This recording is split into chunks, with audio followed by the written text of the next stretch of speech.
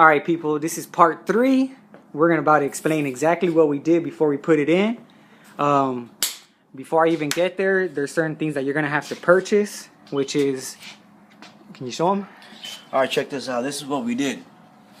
We bought the adapters to go from new school engines to old school motor mount from the old school engine motor mounts. These are called shells, motor mount shells, and this adapter will allow you to adapt this onto this engine. So as you can see, pretty easy stuff. Down here you see a cut. If you do have this style, you'll see that you have to cut this area out in order to clear this boss. Okay. There's different ways you can actually shim out as much if you don't care about hood clearances. What we're trying to achieve here is do a hood clearance, and you don't have to cut it, which I've done in the past myself for my Elko.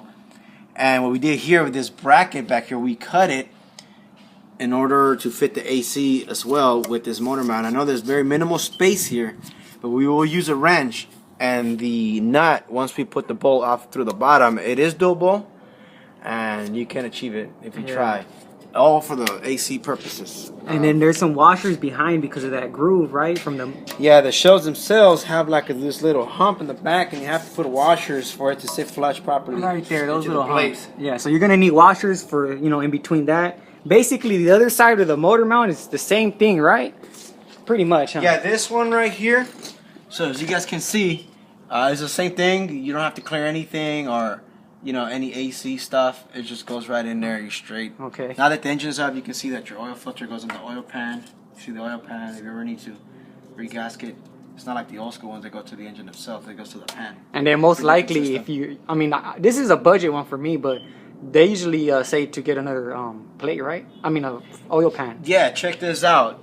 Any car style, LS engine, Vortec, etc., they're usually longer, so they won't fit on the Gbody or some of the classic cars. Only the trucks or SUVs have this shape, and it will fit. The only downside is you get 2 inches drop, so it's like you see a fucking dead body dragging on the bottom. Literally, it looks like you're dragging something when you're driving on the road. It's pretty close to the cement, super close. So if you're like driving fast and you see humps and bumps, if you don't slow down and you don't have good shocks or anything, you will break this pan. Ooh. So you could go to summit.com. Definitely don't want that. Like Jags or whatever the racing websites you rather buy your parts from. You could change it and go with that change. But what we're going to do, we're going to put some nice rims on there, keep it high. We'll have good clearances. You could continue to use a truck one. If you do go with an LS1, LS2, LS3, get yourself a truck one off the junkyard and you're straight. That is if you can find one of these in the junkyard. They're still not in there as much than where we live. The lift plate.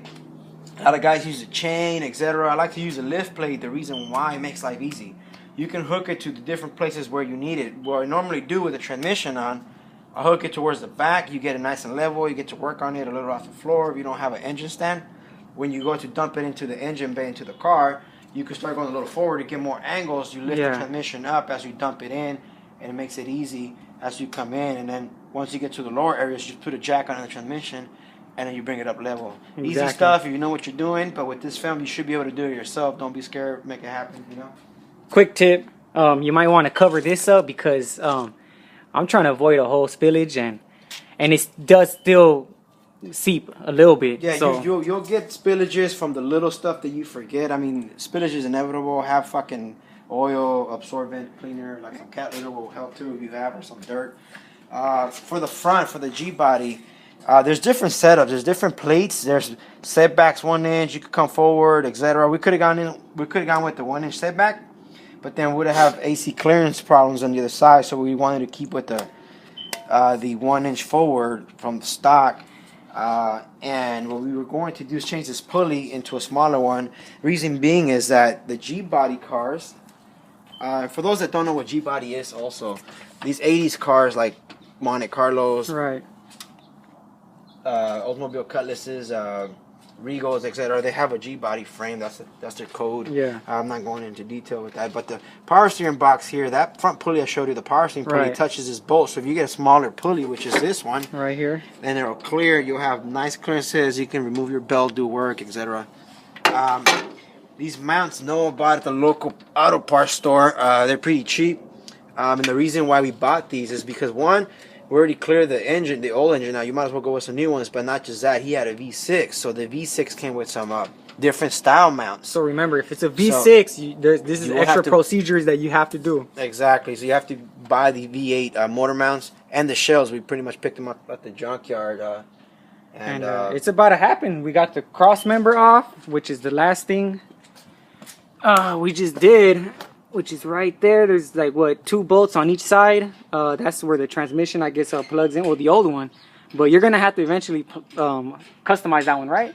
Yeah. Cut it, customize. You can actually buy another one if you go to, I think it's called G4s. They sell their manufactured ones for about $300.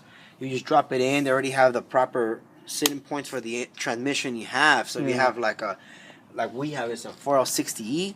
If you go with the classic style, whatever it is that you're doing, you can buy the proper one. But if you're able and capable of doing work yourself, what you do, you just cut that mount point from the transmission, you modify it to where you need it, and you dump it right back. So all right, people, some small welding and that's all. Yep, it's about to go down, so I'm gonna go ahead and shut this off and record, you know, when we got it back in there. Another thing I had taken off, a couple little things here, I'm gonna take this off. Anyways, all right, we'll so continuing part 3. We almost got it there. My boy Rick's about to walk you through what's going down. Check this out. A lot of people say you can't do it like this. The lift plate again does miracles. All you have to know is that you clear your car, and just by those centimeters, inches, fractions, whatever, it all works. What we did, you come in at an angle with the highest point of leveling, you hold it up with your hands, the transmission, you run it in, and all you got to do is walk it in. We come at this angle because of the pulley system and the actual bar or shaft, whatever that is, of the hoist to clear. And once you dump it in, like I said, you just start lowering, and then you use a jack on the transmission. You bring it up, you lower, you bring it up. That's what we're about to do. Since it's just me and Noah right now, it's hard to film as we walk it, or else we would like to film as we do it, so then you get an idea of how to do it. Yeah. But it's easy, it's cake, make it happen, get the proper angles, get the proper lift plates, different holes. It does magic. We're going to start changing holes as we dump it in. Once we dump it in, we're going to put it at the back, so when we're inside, we hold it level, and we won't have to use the jack anymore. But right now, we're using this setup. Once we get it in there and have the jack hold it as high as we can, we'll let it sit, even if it's not set down properly. Just fucking let the oil pan hold it with the cross member and the transmission. We put on the back hole, and then you can do whatever you want with it, back and forth. Yeah. So that's what we're about to do next, huh? All right, so this is ending part 3. We got the engine in. So far, what we got to do next, which is going to be part 4, is actually like putting, I mean, it's in there, but we're going to see, like, the problem was we got to put, you know, connect the holes or whatever, so that the bolt can go in and we can go ahead and tie down the motor mount or whatever. Also, we got to get a smaller pulley, and before we do that, so that we can clear this right here. I mean, I already got the pulley, it's somewhere around here, but anyways, my friend has the tool so that we can go ahead and pull it out. So that's what we're gonna do.